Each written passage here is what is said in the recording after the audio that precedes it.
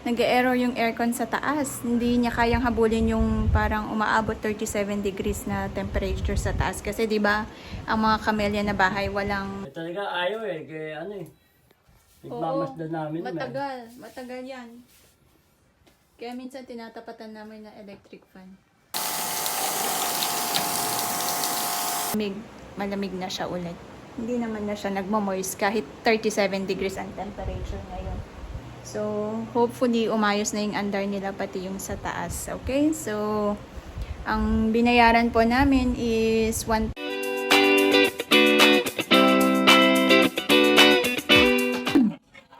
Hello! So, summer na ngayon, magpapalinis tayo ng aircon.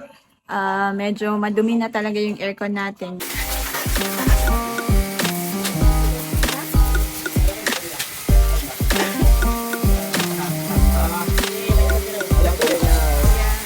It's my aircon. They have not cleaned it.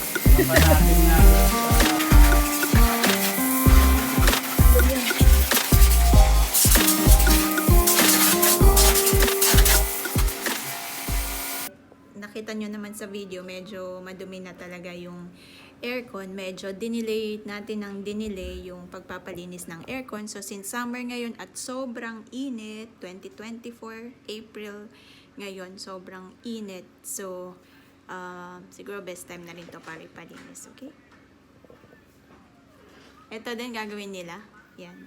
So, tingnan natin sa labas kung gaano kadumi yung aircon. Bili daw ng soft drinks pang snacks nila. Okay, so ito ang isusunod nilang lilinisin, yung Prestige na aircon. Hindi ko po talaga to nire-recommend kasi hindi niya kinaya ngayong tag-init. So, umaabot ng 37 degrees ngayong summer and naghahabol po siya until nag-e-error na po siya. So, namamatay po yung fan niya. Ganyan pa yung lumalabas na code. Ano? Hindi. Oo, nag-e-error pag ano, di ba? May problema. Pero pag malamig, hindi siya nag-e-error. Pag malamig. Oo, pag malamig. Kailangan malamig na muna yung ano niya.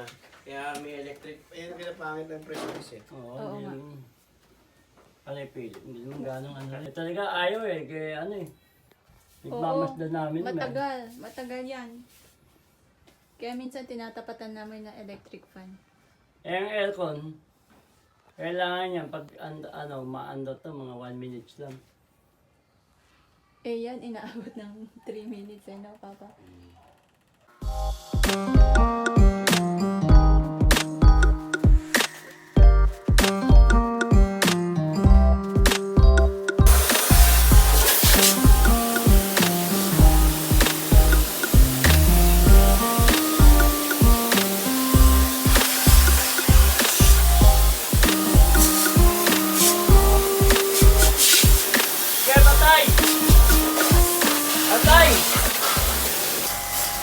Sobrang dumi, grabe, black na black. Ito rin kasi yung time na maraming construction dito. Nauna tong ikabit, kaya medyo madumi na siya.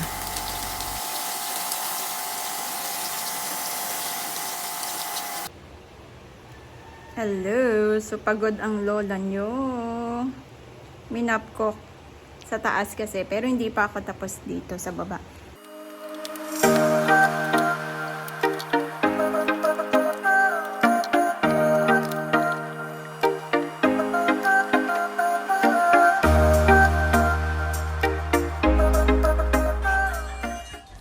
Okay, so ito naman ang isusunod nilang linisin. Ang problema naman dito, simula nung nag-high heat index, medyo nagmo-moist na siya. So, sabi nila, parating linisin daw yung filter. Yan yung unang nilinis nila, yung box niya. Yung filter, yung nasa taas, ito yun. Ito yung pwede nating linisin manually. Yan yung filter niya. So, nalinis na rin nila. Yan. And then, same procedure lang din kagaya ng ginawa nila sa taas.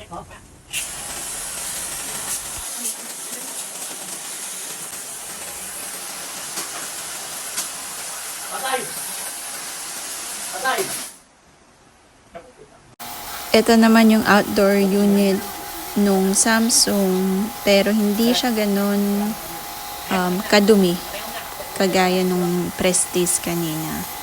So, ganyan lang po ang paglilinis, pababa lang daw dahil merong hindi pwedeng mabasa sa may taas niya. Okay? Katatapos lang nila. So, yun. Tingnan natin kung gaano siya kalamig. Ngayong tapos na siya. Yan. So, tingnan natin. Paano ba to? Yan.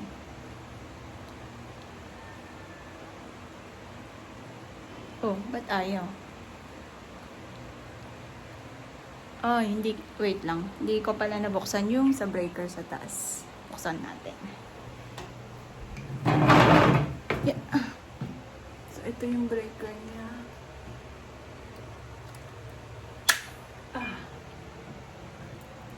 Ayun eh. So, oily the face. Yan.